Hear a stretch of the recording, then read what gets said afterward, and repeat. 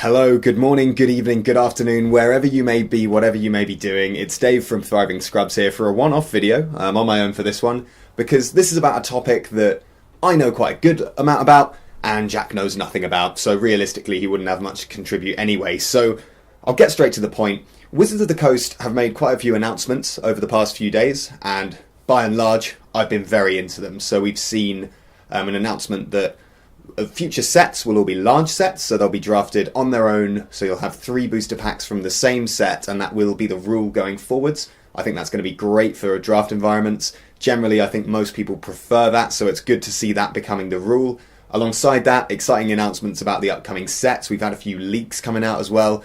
In general, I think it's safe to say there's some really interesting stuff on the rise, but the announcement that caught my eye that I think has slipped a bit under the radar for some people is that the game Magic Duels will no longer be getting any support going forwards.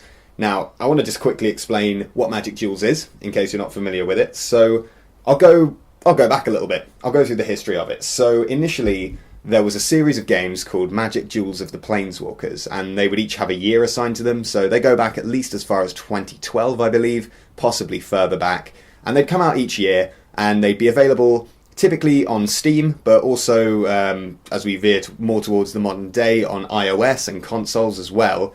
These games are designed as a casual way to play Magic that's easy to just sit down and play, there's no stress attached to it, and by and large, it's a relatively cheap way to play Magic, both against other people online, and also against the computer. So you can play against computer-generated decks just when you're on your own. Quite often you want to play some Magic and there's no one about, and maybe you don't fancy playing against a human. So they kind of scratch that itch for a lot of people. And Magic Duels is the most recent, and indeed the longest running of that series. So Magic Duels was released just before the last core set, Magic Origins.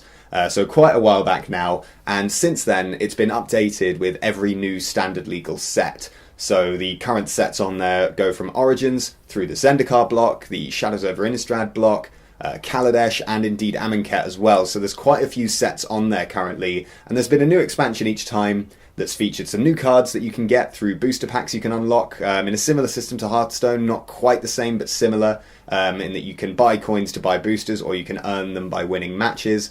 So as far as what actually makes Magic Duels a little bit different to other ways of playing Magic, I think the first thing that stands out is the actual rules when building your deck. So you're still looking at a minimum of 60 cards for your deck, but the key rule, at the very least on Magic Duels, is that you can only have 1 copy of each mythic in the game in your collection. So if you have a Gideon Ally of Zendikar, for example, being a mythic rare, you can run 1 of them in each of your decks. You can't run a playset, you can only ever have 1 of them.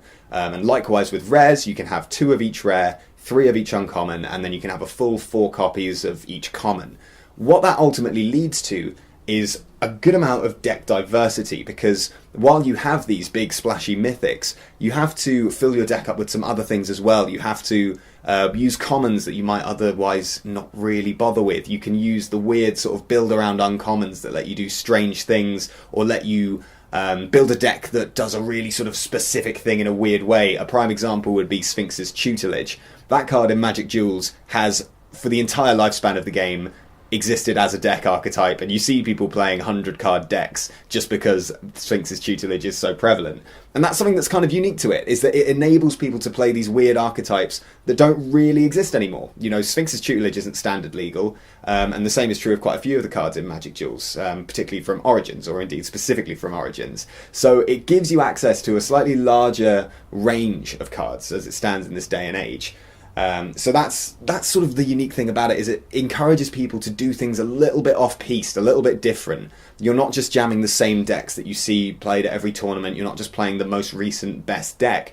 You just build what you can out of your collection, and it ends up being an experience that's kind of an in-between sort of format between sealed and standard, in that you've got the collection and you do have powerful cards and you can play a good amount of rares and mythics, but you can't just jam 4 of each of them in there. So you end up doing things that are a little bit different and a little more creative. And I think that's one of the sort of really good things about Magic Duels as a game. It's one of the things it does really, really well. And it just leads to just jank. There's really good opportunities for janky decks. I've seen decks that have been running loads and loads of different enchantments, all of them having different effects, all of which align into something ridiculous and powerful. And because the format is just slow enough and the removal suite is just bad enough, you really get these sort of silly game states emerging and these ridiculous combos going off, and it's just really good fun.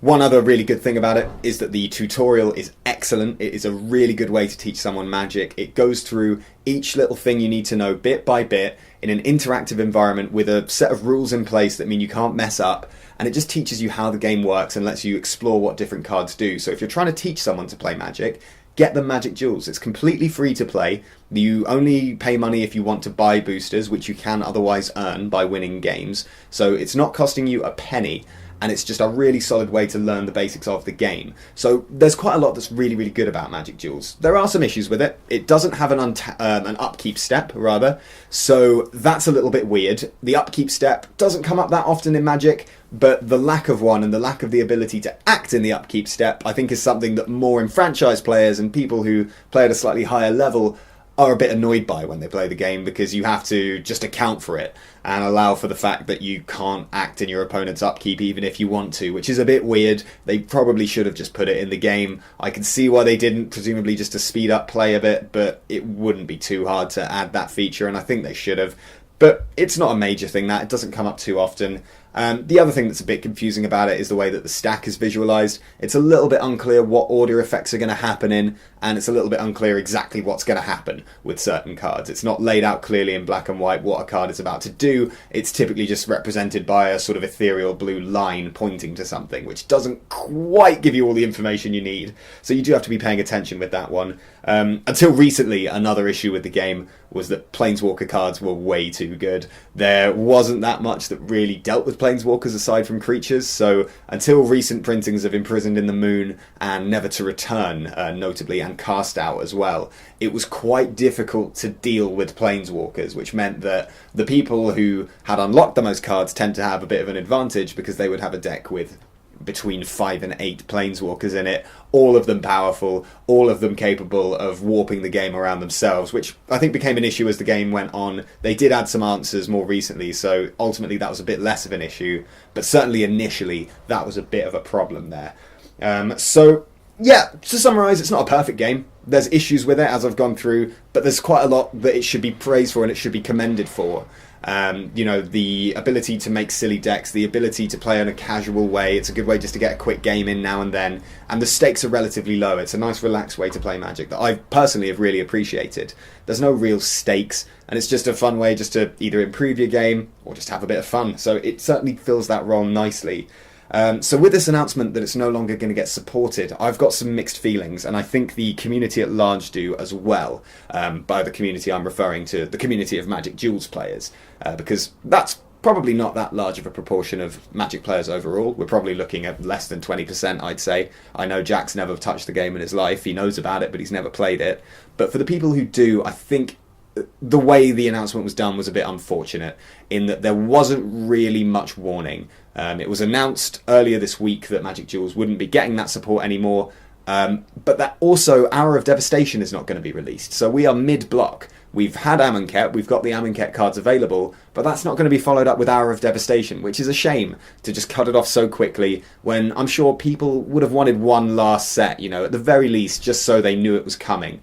Obviously, there's other repercussions there rather than just what we prefer, namely that people can buy coins in this game with real money. Now, it's not something I ever did, but it's certainly something people did do, particularly people who came to the game a bit later, who wanted to catch up with everybody else. Spending the money to unlock the cards was definitely something that was done, and for people who've done that, you could spend, I believe, several £100s to unlock everything on there. So anyone who's done that in the hope that, particularly recently, that the game's going to carry on with each new set, I think that's a bit of a downer. I mean, that's quite a sort of relaxed way of putting it. I'm sure some people are a bit more mad than that. And in fact, the Magic Duels subreddit on Reddit has written an open letter to Wizards of the Coast about this, complaining about this, and I think it's pretty justified, to be honest. I don't disagree with what they're saying.